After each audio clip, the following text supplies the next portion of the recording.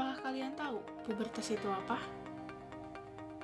Ya, masa pubertas adalah masa transisi dari masa anak ke masa dewasa yang ditandai dengan munculnya tanda-tanda seksual sekunder dan kemampuan bereproduksi dengan ditandai perubahan hormonal, perubahan psikologis, dan sosial. Pubertas bukan merupakan suatu peristiwa yang tiba-tiba terjadi, tetapi penyebab munculnya pubertas ini adalah hormon yang dipengaruhi oleh hipofisis atau pusat dari seluruh sistem kelenjar penghasil hormon tubuh. Nah, berkat kerja hormon ini, remaja memasuki masa pubertas sehingga mulai muncul ciri-ciri kelamin sekunder yang dapat membedakan antara laki-laki dan perempuan.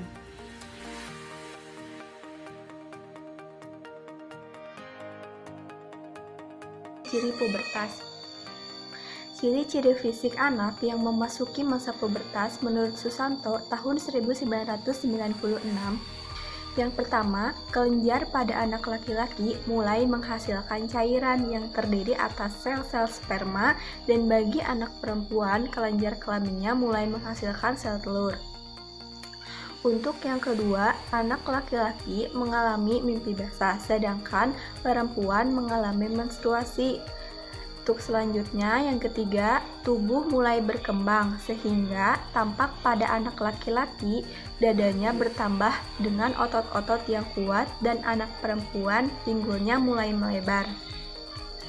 Yang keempat, mulai tumbuhnya rambut-rambut di bagian tertentu, baik anak laki-laki maupun anak perempuan. Yang kelima, motorik anak atau cara bergerak mulai berubah, sehingga cara berjalan anak laki-laki dan anak perempuan mengalami perubahan. Untuk selanjutnya akan dijelaskan oleh teman. Ciri-ciri pubertas yang selanjutnya, anak laki-laki lebih banyak bernapas dengan perut, sedangkan anak perempuan lebih banyak bernapas dengan dada. Suara yang tadinya lembut, halus ketika masa pubertas, maka suara mulai berubah menjadi besar. Dan wajah anak laki-laki lebih tampak persegi, sedangkan wajah anak perempuan lebih tampak membulat. Motorik anak mulai berubah, sehingga cara berjalan antara anak laki-laki dan anak perempuan mengalami sebuah perubahan. Anak laki-laki lebih kaku dan kasar, sedangkan anak perempuan lebih tampak canggung. Yang selanjutnya, mulai menghias diri, baik anak laki-laki ataupun perempuan. Yang selanjutnya, sikap batinnya kembali mengarah ke dalam, sehingga timbul sebuah rasa kepercayaan diri. Dan yang terakhir, perkembangan tubuhnya mencapai kesempurnaan dan kembali harmonis. Baik, untuk pembahasan selanjutnya kita akan membahas mengenai tahap perkembangan pubertas. Tahap perkembangan pubertas itu dibagi menjadi 3. Yang pertama itu ada prapubertas, yang kedua itu ada pubertas, yang ketiga itu ada pasca pubertas. Kita akan bahas satu persatu. Yang pertama itu ada prapubertas.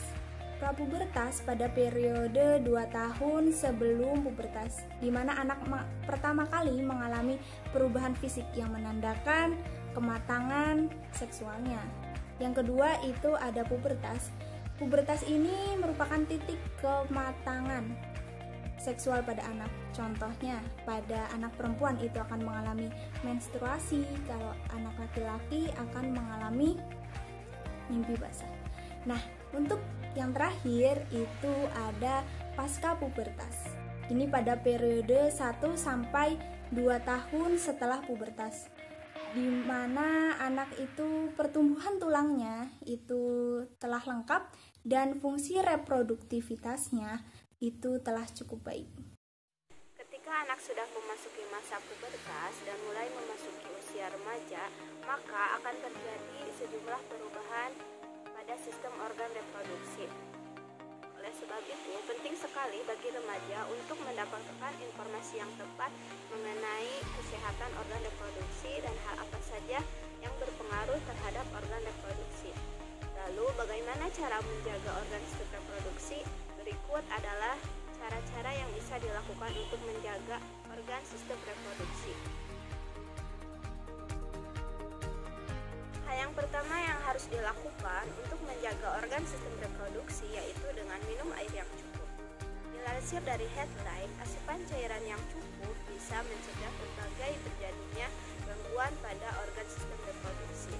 Salah satunya yaitu infeksi saluran kemih. Gangguan ini tidak mengenal jenis kelamin baik itu pada laki-laki maupun pada perempuan. Akan tetapi dalam hal ini wanita lebih rentan mengalami kondisi tersebut. Dengan memastikan asupan cairan yang cukup, pembentukan urin akan semakin optimal. Jumlah asupan cairan yang disarankan untuk orang dewasa yaitu sekitar 8 gelas atau setara dengan 2 liter. Yang kedua yaitu menjaga kebersihan area genital.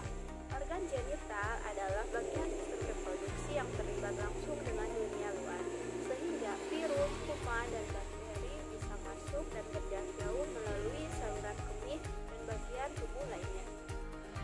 Berikut adalah anjuran dari Kementerian Kesehatan mengenai cara menjaga kebersihan area genital.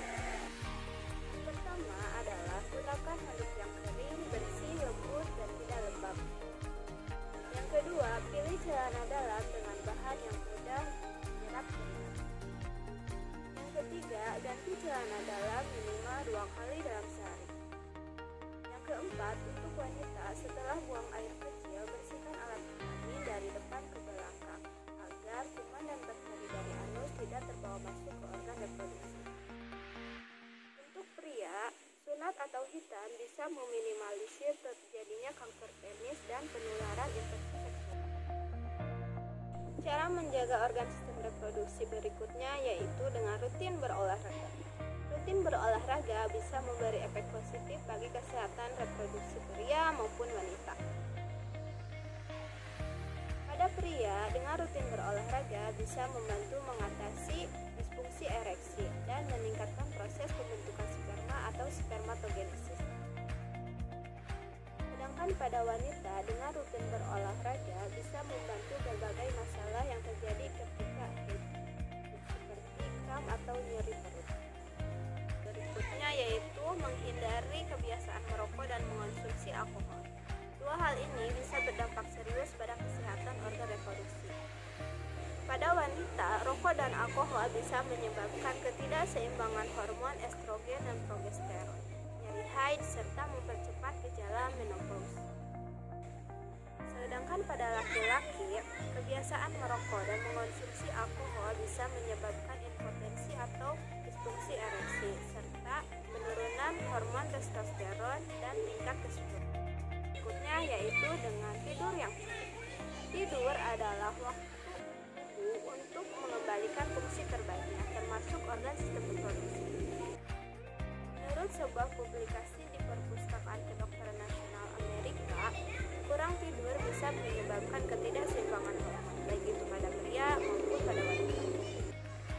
Dalam hal ini, Kementerian Kesehatan menjelaskan durasi tidur ideal bagi pria atau wanita dewasa yaitu sekitar 7-8 jam per hari. Cara menjaga organ sistem reproduksi berikutnya yaitu dengan memperhatikan pola dan asupan makanan. Memperhatikan pola dan asupan makanan bisa dilakukan dengan